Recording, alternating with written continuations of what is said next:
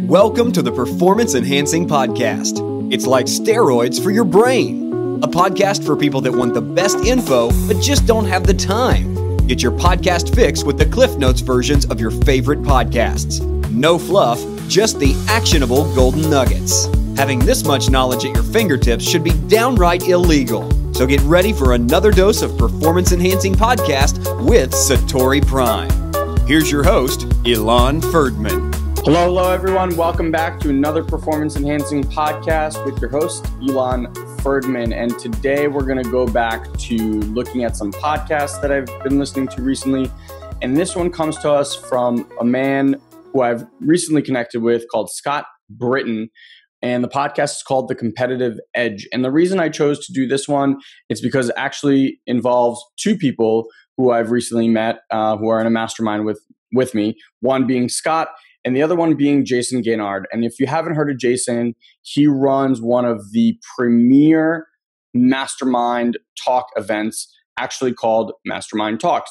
It's a really, really high level, really hard to get into, super expensive, relatively, I guess. It's about $3,000 to $5,000, and amazing speakers and amazing people in the audience.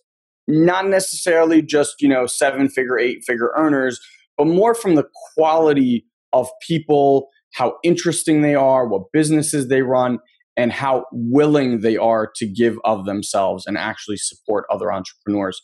And so I thought this would be a great podcast to introduce you to, just because these two guys were on it. So what Jayson has done has been really quite unique in the sense that his work experience had nothing to do with hosting these type of masterminds. In fact, he had actually started by selling tickets online. He had an online sales ticket service. And he was doing really well. From the outside, I guess people would look that he was living the dream. He was traveling. He wasn't working a lot. But at some point, and we've spoken about this at other podcasts, is you wake up and you kind of just start asking yourself questions like, am I fulfilled? Am I serving the planet?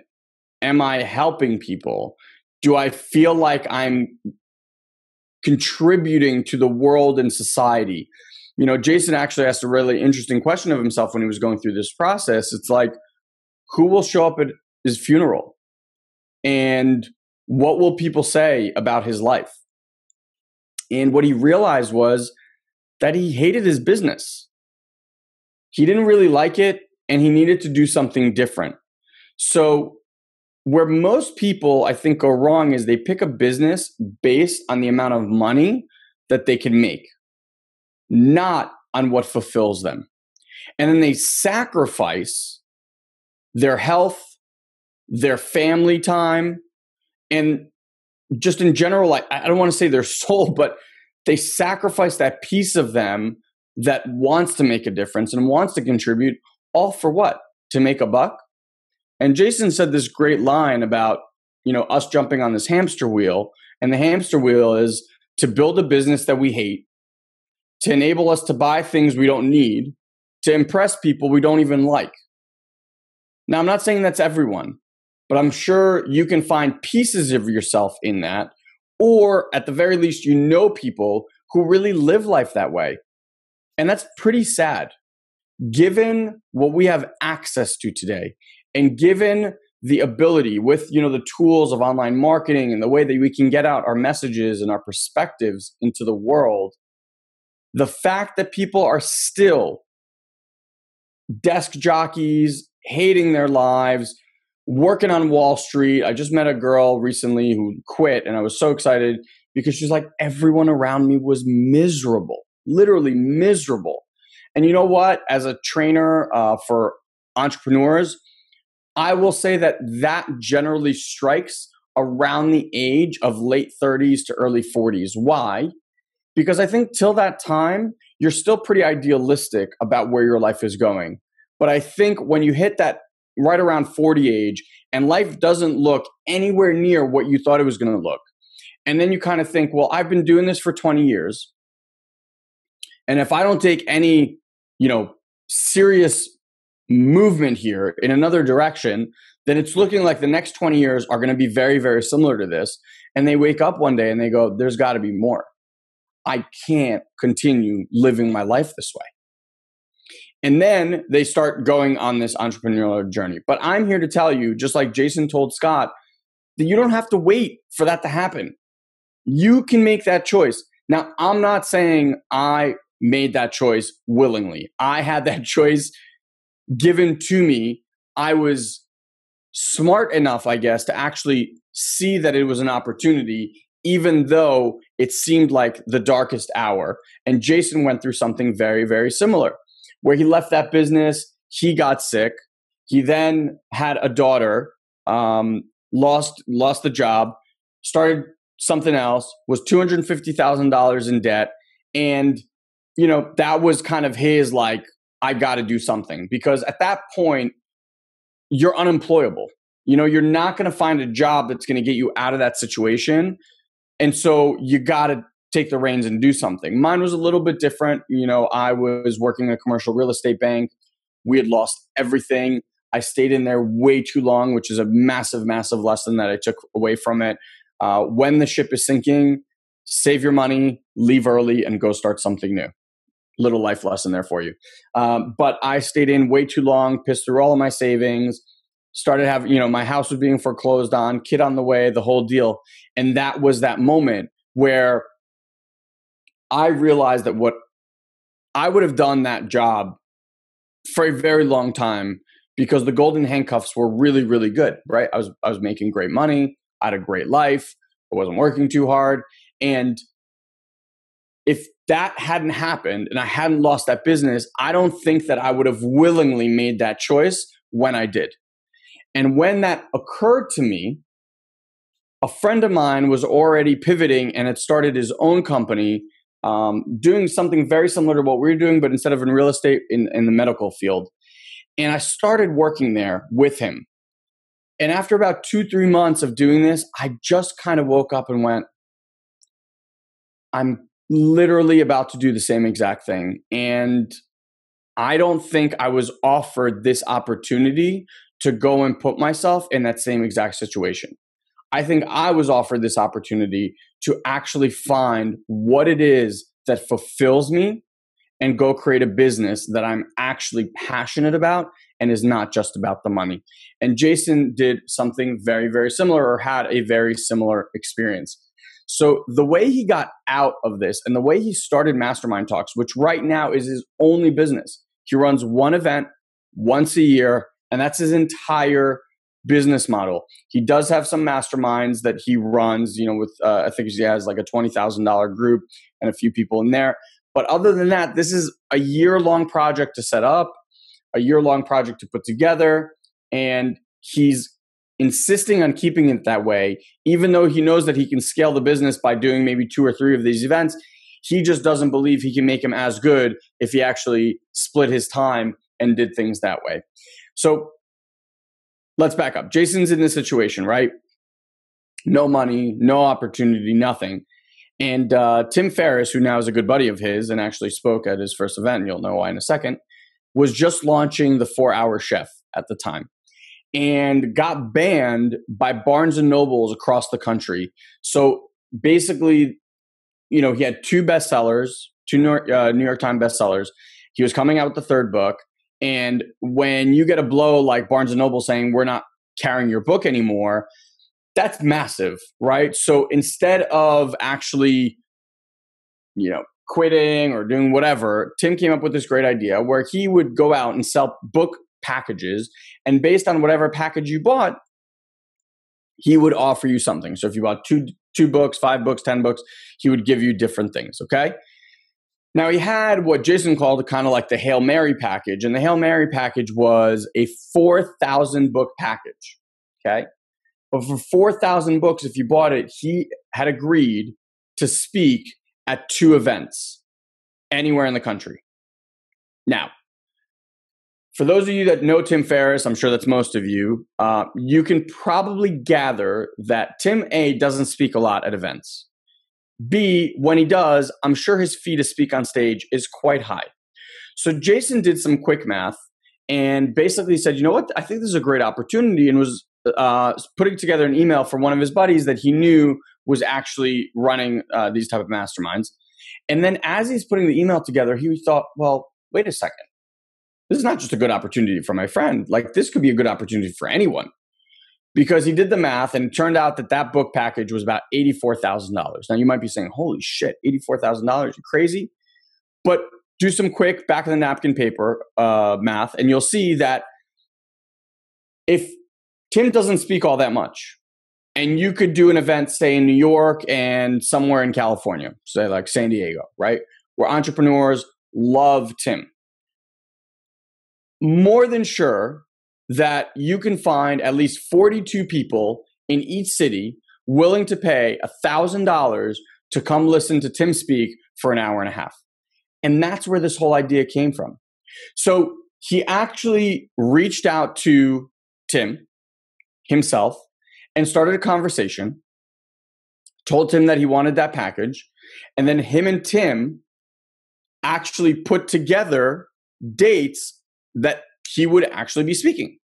Now, Jayson had no money to buy the books at the time, but he learned a very valuable lesson, and I've said this in many different ways. I like the way that Jayson shared this, which is when you stretch yourself, right? When you do things that, kind of like the podcast before, take a risk, okay?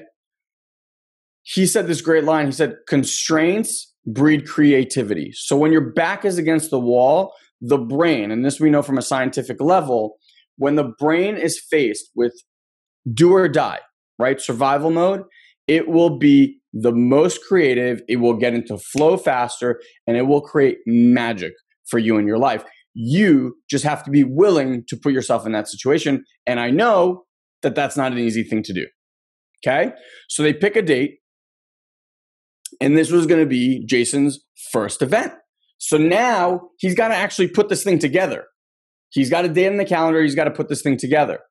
And this is where that creativity came in. Now, in between the time that he had the date planned and the time that he launched it, and even till today, Jayson will be the first to tell you that he's pivoted his business at least 300 different ways between now and then. Because what you sometimes imagine something's going to be is never what that thing is going to be.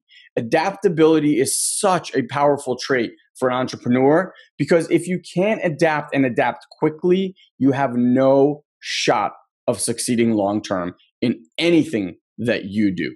So conventional methods, as he said, will yield you conventional results.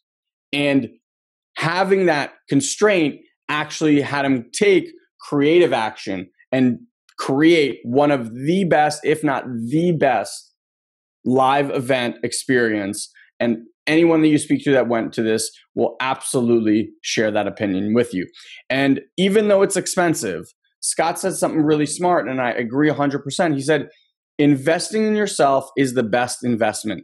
And if you ask myself and Guy, we invest annually at least multiple tens of thousands of dollars in our education, whether it's seminars, whether it's courses, whether it's mentors, because we know that every time we do that, it actually explodes that part of your brain to become much more efficient, much more productive, and much more successful. And I truly mean in any area of your life. I recently did something that a lot of my friends think is crazy, which is I hired a functional medicine doctor. Some of you guys may have heard him on the previous podcast when we spoke about nootropics, Dr. Beck, to do blood work for me and actually tell me if what I'm eating, what I'm taking, supplements, all the things that I'm doing to and for my body are actually causing good or causing harm. Kind of like a serious look under the hood. Not, hey, the car is running fine, so let's just keep going, but actually look at all the parts individually and make sure that things aren't overheating, things aren't showing wear and tear, like something is wrong and could go wrong, things of that nature. And so I took on my health, right? And in order to do that, yes, I can go and find out that information on my own. It'll probably take me 3 to 5 years to try to figure things out on my own. But you know what? I can hire someone, a mentor in that field, get educated, learn things fast, and do them the right way from the get-go and not have to wait to get those type of results. And to me, that curtailing the learning curve and then actually practicing doing the right things versus trying to figure out what the right things to do is, for me, the answer. I also did that with tennis. So this past weekend, I went to a tennis camp, like tennis camp for adults, and we played probably about 12 hours worth of tennis, 10 hours worth of instruction. And you know what? I improved in these 2 days more than I probably have the entire 3-4 years that I've been playing tennis. Why? Because I was working with experts who were looking at what I was doing and were giving me the right things to work on. Now, I'm not saying I mastered those things, but now when I go out and play, my brain functions very differently because of the input and data that I got from these mentors. Clear? So let's talk a little bit about the event because I'm sure you guys are curious. The event, like I said, is only run once a year because Jayson spends the entire year putting this thing together. One of the things he actually did this year is he's showing people the experience of how he's putting it together. So he's posting videos in the group of, the event, the venues that he's looking at and how he picks the venues, etc. Picks the people that come there to speak. So like I said, Tim Ferriss was there. For those, some other names, Ryan Holiday, Lewis Howes. These are all some of the guest speakers there. And before the event actually starts, because most events you walk into and it's just a room full of people that you don't know and you're trying to figure out like, who do I talk to, etc. What Jayson does is he actually hosts mastermind dinners right before the event starts. And so they give you options of a whole bunch of restaurants in that city. And then you pick the restaurant that you want. And at each restaurant, there'll be tables of 6 people. And you sit with those 6 people. And it's kind of a way for you to create like a mini tribe within the whole mastermind. And the idea is that you look out for people in this tribe. So one of the things that they ask people to do is it's your responsibility to connect every single person in your tribe, so 5 other people in your tribe, to at least 3 other people in the community. And so what I loved about that is your mindset from the get-go. And we had this conversation about how to interact in network situations, right, when we spoke with Jordan Harbinger. But if your focus is on helping others and not you, A, you get way more value because you're actually listening to other people. B, you now become the contributing factor to these other people, and that is massive for you and your success. So I just think that's so brilliant that that's actually how they do it. And a few other things that he mentioned that he does for those of you putting on live events is, making sure you have greeters. So as people are coming through the doors or through the hallways, etc., there's, he'll say 6 to 7 people greeting them, welcoming them.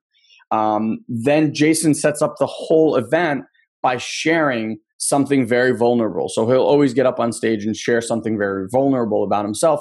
And what that does, and I've been through seminars that did this as well, what that does is actually creates a certain type of energy, a open, safe space for others to be as vulnerable. The more vulnerable you can be, the more vulnerable you will allow others to be. And that's one of the key things he does when he first starts. So for those that are interested, I will leave you the links on how to get in touch with Jayson. However, I will let you know that this is an invite-only type of mastermind. You can't just buy your way in. In fact, the first year they ran the event, I don't remember if it was the first year or last year, but he'd returned something like $43,000 to people that had paid in because he just realized they weren't going to be a good fit in that room. So I'll leave the links. I'll also leave the links to the full interview that you can check out with Scott Britton, as well as links to the Competitive Edge, which is his podcast. But wanted to introduce you to something new today and 2 awesome, awesome guys.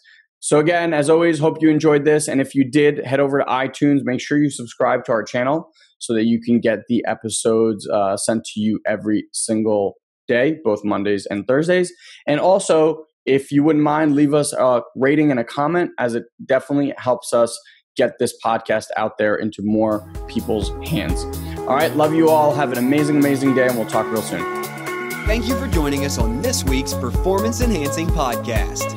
We've taken this pep talk and created a custom action guide so you know exactly what action steps to take now to grow your business. Just head over to satoriprime.com/podcast and download it for free. Also, please leave a comment and rate this podcast on iTunes. It'll help us get the word out. Thanks for listening. Now, go and implement.